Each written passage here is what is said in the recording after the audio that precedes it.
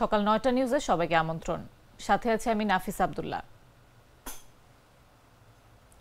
১০ম grade সহ ৩ দফা দাবিতে আন্দোলনরত সরকারি প্রাথমিক বিদ্যালয়ের সহকারী শিক্ষকরা শহীদ মিনারে অবস্থান নিয়েছেন। দাবি পূরণ না হওয়া পর্যন্ত তারা শহীদ মিনার ছাড়বে না বলে ঘোষণা দিয়েছেন।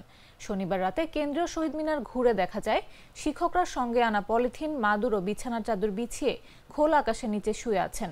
অনেকে দিনভর ঘটে যাওয়া নানা বিষয় নিয়ে আলোচনা করছেন।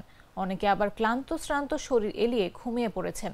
প্রাথমিক শিক্ষক দাবি বাস্তবায়ন পরিষদের নেতারাও শহীদ মিনারে অবস্থান করছেন। তারা আহত শিক্ষকদের মধ্যে যারা প্রাথমিক চিকিৎসা নিয়ে শহীদ মিনারে ফিরে এসেছেন তাদের খোঁজ খবর নিচ্ছেন।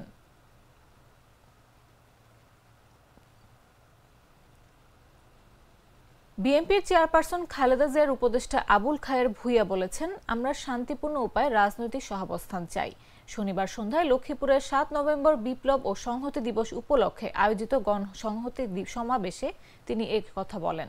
সদর উপজেলা বিএনপি ব্যানারের দালাল বাজার ডিগ্রি কলেজ মাঠে এ আয়োজন করা হয়। আবুল খায়ের ভূঁইয়া বলেন, আমরা শান্তিপূর্ণ ভোটের জন্য রাজনীতি করেছি। জনগণ আমাদের সঙ্গে আছে। যত ষড়যন্ত্র চক্রান্ত করা হোক না কেন, এদেশের মা বোনেরা সহ সবাই ঐক্যবদ্ধ হয়েছে। আগামী ফেব্রুয়ারিতে যে নির্বাচন হবে সেই নির্বাচনে প্রত্যেক নাগরিক ভোট কেন্দ্রে যাওয়ার জন্য উদ্গ্রীব। আমাদের আছেন আজকে বাংলাদেশ রাজনীতি যে দল আমাদের এটা বিশাল দলে পরিণত হয়েছে। ব্যক্তিগত সম্পর্কের কারণে রাজনৈতিক সম্পর্ক, দুটো সম্পর্ক একাত্র হয়ে এটা আজকে বাংলাদেশের একটা সর্ববৃহৎ রাজনৈতিক দলে পরিণত হচ্ছে।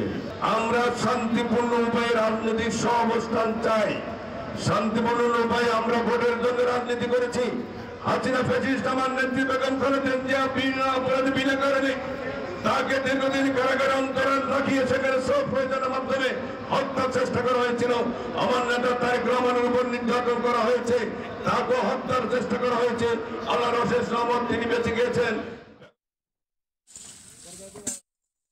চট্টগ্রামের সীতাকুণ্ড উপজেলার শেখপাড়া এলাকায় মালবাহী ট্রেনের বগি লাইনচ্যুত হওয়ার 11 ঘন্টা পার হলেও এখনো উদ্ধার করা হয়নি।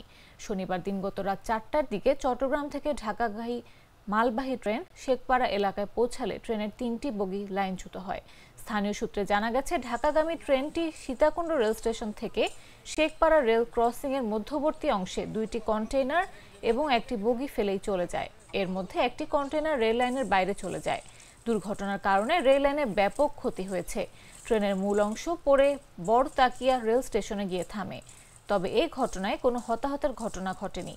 সীতাকুণ্ড রেলওয়ে স্টেশনের পুলিশ ফাঁড়ির ইনচার্জ আশরাফ সিদ্দিক বিষয়টি নিশ্চিত করে বলেন, খবর পেয়ে ঘটনাস্থলে রেলওয়ের কর্মকর্তারা পৌঁছেছেন। দুর্ঘটনা কবলিত ট্রেনটি উদ্ধার কাজ চলছে। এ সময় বিকল্প লাইনে ট্রেন চলাচল স্বাভাবিক।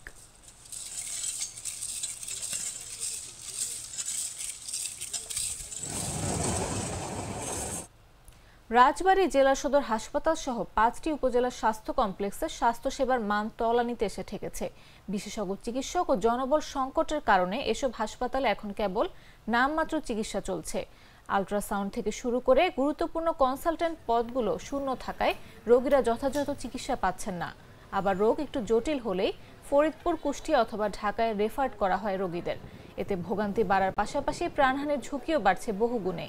খোঁজ নিয়ে জানা যায়, রাজবাড়ী জেলা সদর হাসপাতাল সহ গোয়ালন্দ, পাংশা, বালিয়াকান্দি ও কালুখালীর স্বাস্থ্য কমপ্লেক্সগুলোতে বিশেষায়িত চিকিৎসকের তীব্র সংকট রয়েছে। দীর্ঘদিন ধরে জেলার কোনো হাসপাতালেই চক্ষু রোগের চিকিৎসক নেই। এছাড়াও প্রায় প্রতিটি হাসপাতালে medicine, surgery, orthopaedic, cardiology, dental, চর্ম ও যৌন, গাইনি, অ্যানেস্থেশিয়া, ইএনটির মতো গুরুত্বপূর্ণ রোগের চিকিৎসক পদগুলো শূন্য।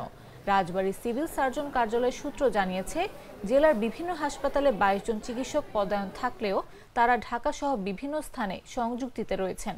এই কারণে পদগুলো শূন্য দেখাচ্ছে না এবং নতুন ডাক্তারও পাওয়া যাচ্ছে না।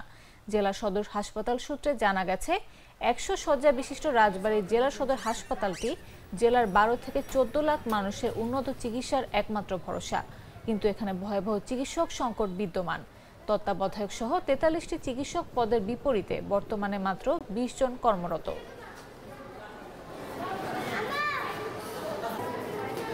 দুধার চকলেটে একাকার হয়ে ওঠা প্রাণ লেয়ার সম্পর্কের মিষ্টি ম্যাজিক।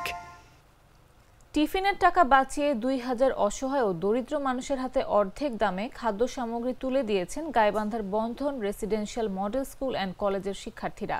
এমন ব্যতিক্রমী উদ্যোগে প্রশংসায় ভাসছে শিক্ষার্থীরা। শনিবার স্কুল প্রাঙ্গণে অসহায় দরিদ্রদের মাঝে চাল, ডাল, মাছ, মুরগির মাংস, পেঁয়াজ, রসুন, চিনি সহ ১৫টি পণ্য দেন তারা। প্রত্যেক পণ্যের চলমান বাজার মূল্যের অর্ধেক মূল্যে এসব খাদ্য সামগ্রী দেওয়া হয়। শিক্ষার্থীরা বলেন, প্রতিদিন বিদ্যালয়ের টিফিনের জন্য নির্ধারিত টাকা থেকে সামান্য অংশ বাঁচিয়ে একটি তহবিল গড়ে তোলেন তারা। মাস শেষে সেই টাকায় তারা খাবার, কাঁচা বাজার ও প্রয়োজনীয় সামগ্রী কিনেন। এরপর পণ্যগুলো এলাকার দরিদ্র পরিবার, পথ শিশু ও অসহায় মানুষদের মাঝে অর্ধেক মূল্যে বিক্রি করা হয়। শিক্ষার্থীদের এমন ব্যতিক্রমী উদ্যোগে শিক্ষক ও অভিভাবকরাও প্রশংসা করছেন।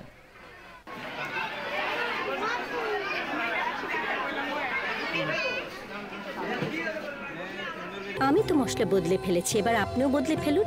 একবার প্রাণ গুঁড়া মশলা ব্যবহার করেই দেখুন। জানাবো আন্তর্জাতিক সংবাদ।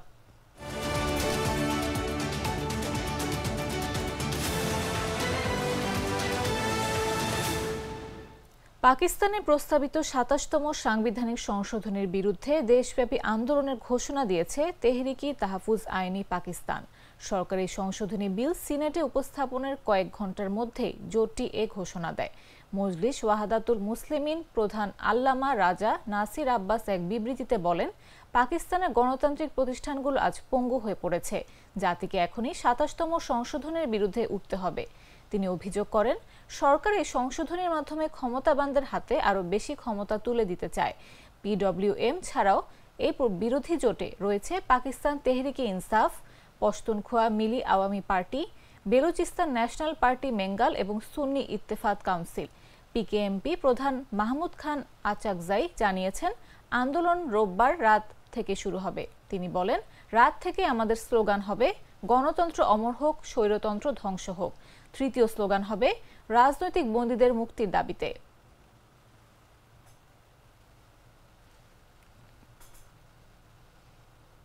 এবারে খেলার খবর।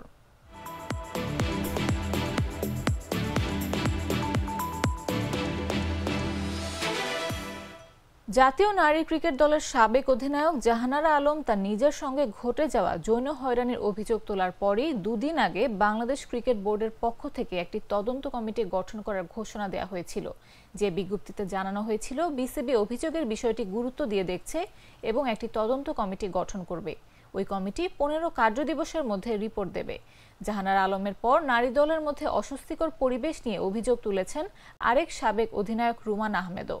সব মিলিয়ে দ্রুতই তদন্ত কমিটি গঠন করেছে বিসিবি। শনিবার রাতে সংবাদ বিজ্ঞপ্তির মাধ্যমে বিসিবি জানিয়েছে, কমিটি কত সদস্যের এবং কারা রয়েছে সেই কমিটিতে। ৩ সদস্যের এই কমিটির আহ্বায়ক করা হয়েছে বাংলাদেশ সুপ্রিম কোর্টের আপিল বিভাগের অবসরপ্রাপ্ত বিচারপতি তারিকুল হাকিমকে। সদস্য হিসেবে রাখা হয়েছে বিসিবি পরিচালক রুবাবা দৌলা এবং বাংলাদেশ সুপ্রিম কোর্টের সিনিয়র আইনজীবী এবং মহিলা ক্রীড়া সংস্থার সভাপতি ব্যারিস্টার সারওয়াত সিরাজ শুক্লা। বিসিবি জানিয়েছে, এই কমিটি নারী দলের সঙ্গে সম্পর্কিত সাম্প্রতিক অভিযোগগুলো সুষ্ঠু ও নিরপেক্ষভাবে তদন্ত করবে এবং ১৫ কর্মদিবসের মধ্যে প্রতিবেদন ও সুপারিশ দাখিল করবে। বোর্ড আশা করছে, এই তদন্তের মাধ্যমে বিষয়টি স্বচ্ছ ও ন্যায়সঙ্গত সমাধান পাওয়া যাবে।